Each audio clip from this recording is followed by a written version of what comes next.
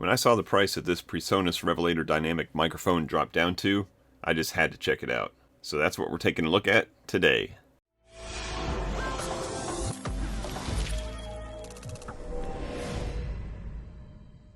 Hey everybody, it's Chris from Family Geekery, and today we're going to be checking out the Revelator dynamic microphone, and this is from PreSonus, a company whose name is just about synonymous with digital audio and audio interfaces. They've been around for as long as I've been doing computer audio type stuff.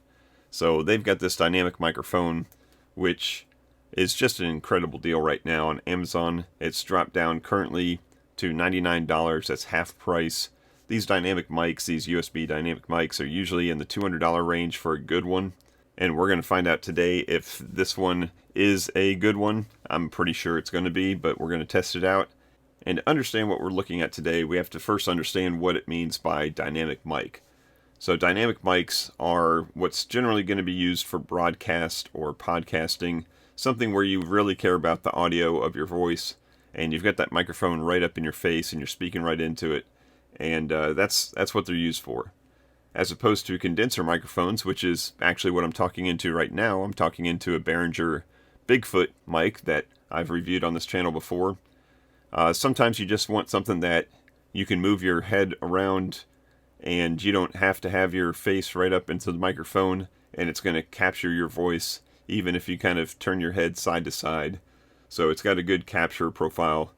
But the majority of USB mics have always been condenser mics, and it was made famous by the Snowball and the Blue Yeti and all the big names. And generally speaking, dynamic mics have usually been XLR based, so you'd have to plug in an XLR cable and get yourself an audio interface and get it into the computer somehow. And then recently they've been mixing the two and coming up with USB dynamic mics. And because it has to have all the audio interface built in here, because you're talking into it analog, it's got to digitize it somehow, and it's got to get out there, and it's got to be crystal clear audio. You know, they're not usually cheap. So being at this price point, I'm very excited to test this thing out. And in fact, coming up soon on the channel, I'm going to be testing out two other products in this same line. The one product is going to be the IO44, which is an actual audio interface that you would plug an XLR cable into. And then the other one is the IO24, which is similar but a little bit different. And we're going to review both of those also. I've been using those, testing those out for a while now, and I want to share them with you. But today we're just going to test out the microphone, the all-in-one. Just plug it into your computer, and it's got some pretty exciting software in there we're going to take a look at. And yeah, we're going to test it out, see what it's like. So let's get this box open and see what it comes with. So in the box we've got some instructions. Hopefully we don't have to take a look at those, but I'll reference them if I have to.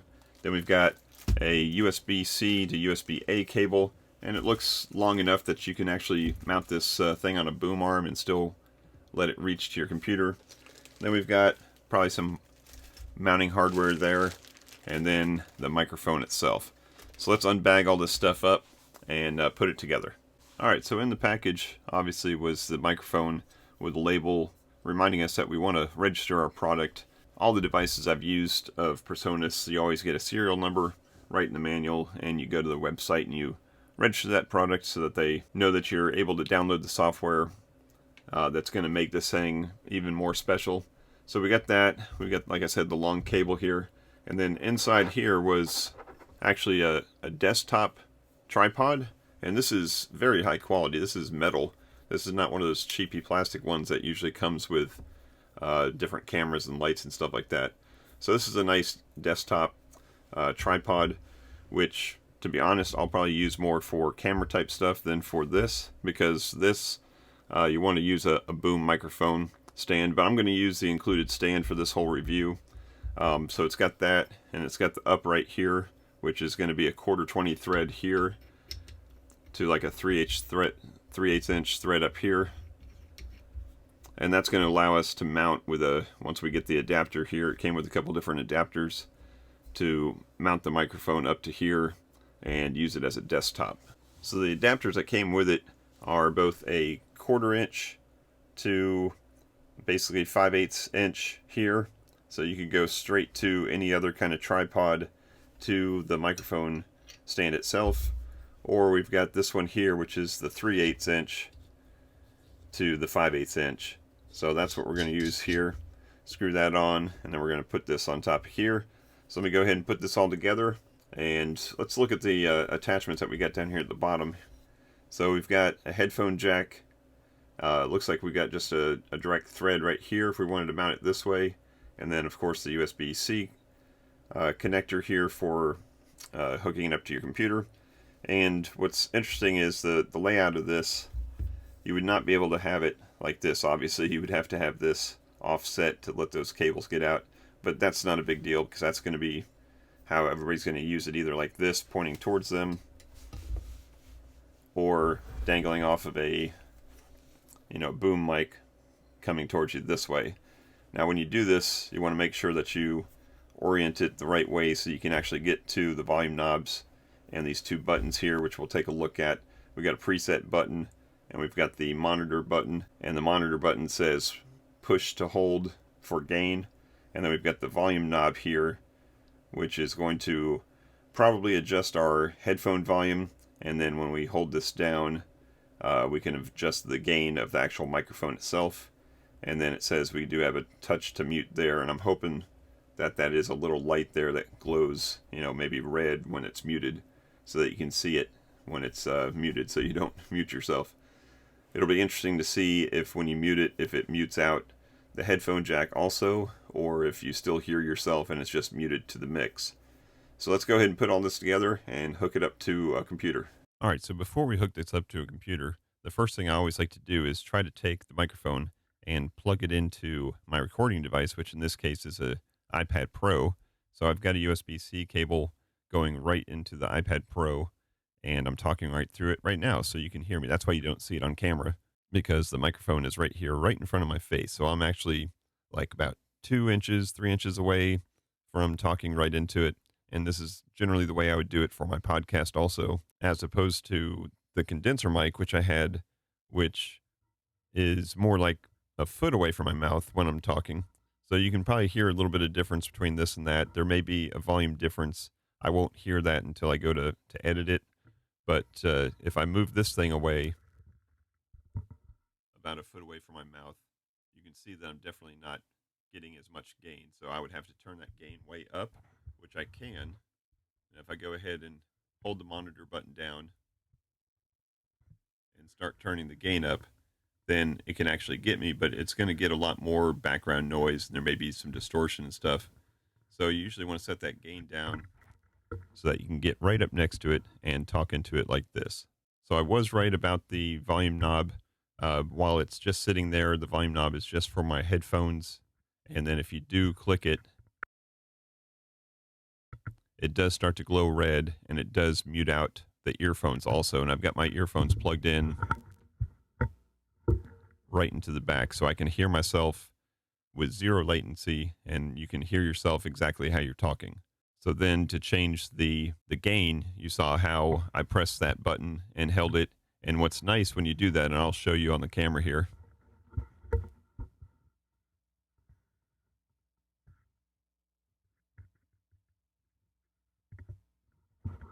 you can see the monitor button turn green and the light at the end of the knob turned green, and that tells me that I'm adjusting now the gain, not the volume. And they use that color coding for the other preset button also. I'll show you that preset button.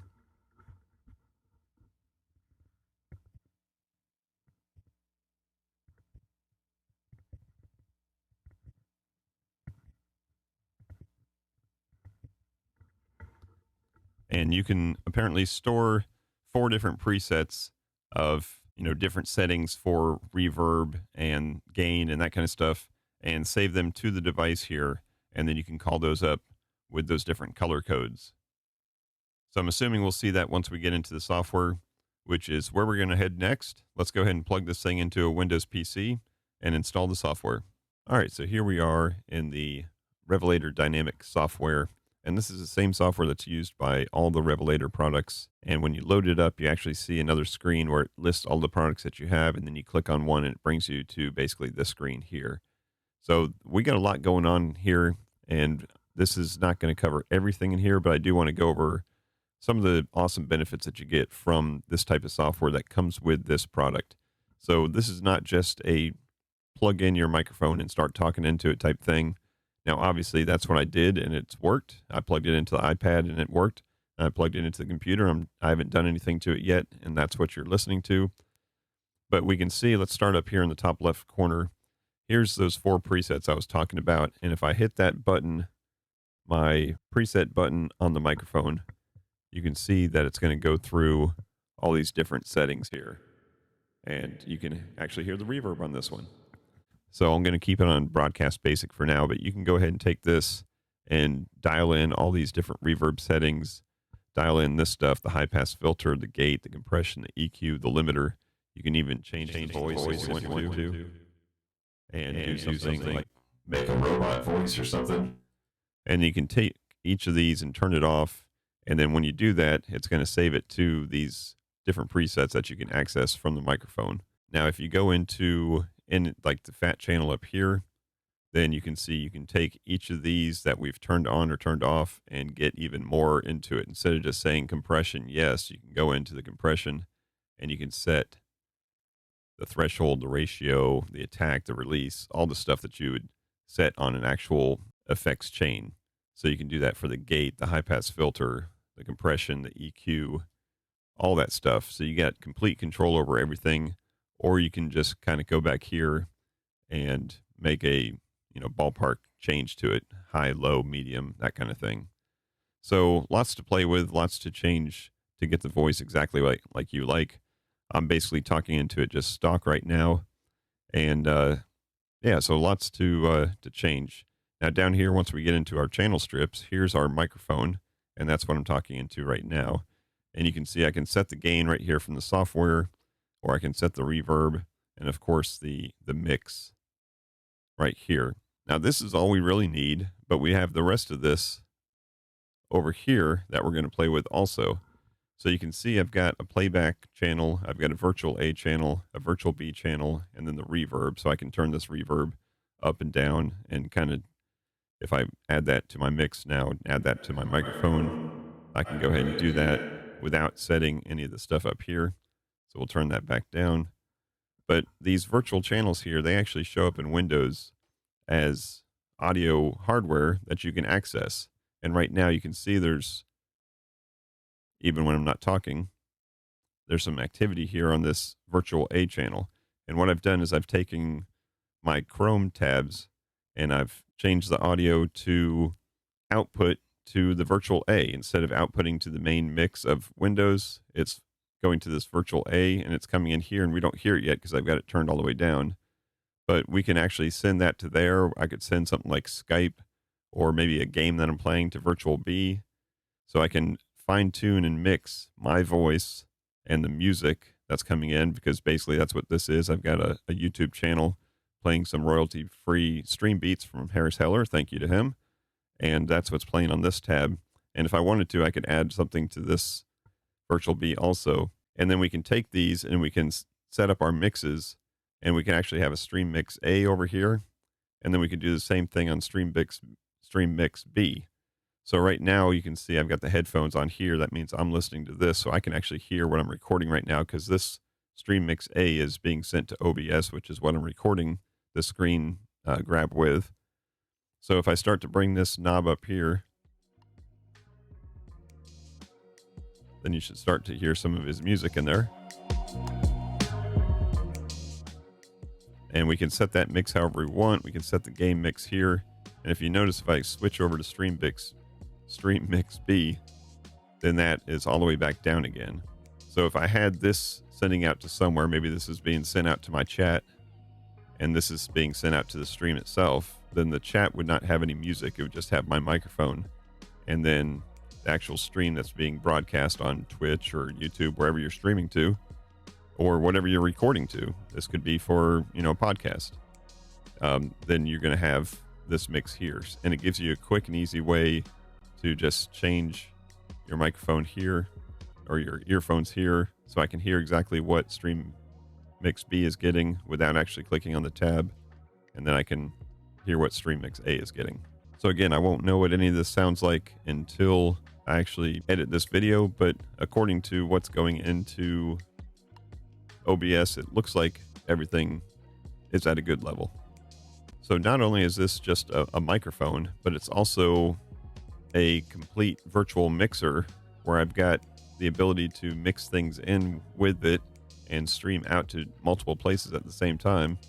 And yeah, that's pretty cool. So it gives you some of the features of like a Go XLR or any of the other streaming mixers. It just doesn't have the hardware to go with it. You have to actually have this software here to be able to manipulate the audio. But once you set it up, if it's a good mix, then you can just get out of this software and, start playing your game or do whatever it is that you're doing. So far this microphone is pretty impressive. Of course, it's a USB dynamic microphone, which is great for this type of thing, streaming or podcasting. But it's also, as we see in the software here, a whole lot more than just that. Now, this, like I said, this is the same software that we use for those other audio interfaces. So basically, those other audio interfaces, which I'll be reviewing pretty soon on the channel, they're the same exact thing, has the same exact functions. The only difference is I'm plugging a microphone in here into this microphone channel, and I'm using my own mic. In my case, I'm currently using a pod mic, a Rode pod mic, with a XLR cable plugged into an audio interface. So when I'm testing out the Revelator IO24 and the IO44, then basically I'm using my own microphone and plugging in right here, and then I still have all the same stream control. In this case, I'm just bypassing all that, plugging in one simple USB cable, and I've got the microphone and I've got the USB mixer and everything all in one. So the only real way I'm going to get a good impression of this is once I go to edit this video and hear what everything sounds like. But according to what I'm hearing in my headphones, everything sounds pretty darn good. And in fact, I like to put my money where my mouth is. In this case, I'm actually going to use this microphone for this week's upcoming episode of the FamilyGeekery Podcast. So remember, we get new episodes every Tuesday. So this coming up episode at the time of recording is going to be episode 83. So if you want to really hear what this microphone sounds like, I'll be using it in episode 83 of the FamilyGeekery Podcast. Go find that on Apple Podcast or wherever you listen to podcasts. So that's going to do it for this review. Like I said, there's a whole lot of audio stuff up here that we're not going to cover in this video. I just wanted to check out the hardware itself and see how that hardware integrated with the software. And it was exactly what I thought it was going to be, just a little bit easier, really. So I hope this video was helpful to you. If it was, I appreciate a thumbs up. Go ahead and check out the rest of the channel. I've got other audio reviews and product reviews and tips and tricks and all kinds of stuff, plus a whole bunch of geeky stuff too. So go ahead and check that out. That's going to wrap it up for this one. I appreciate you watching as always. And until next time, peace out and geek out.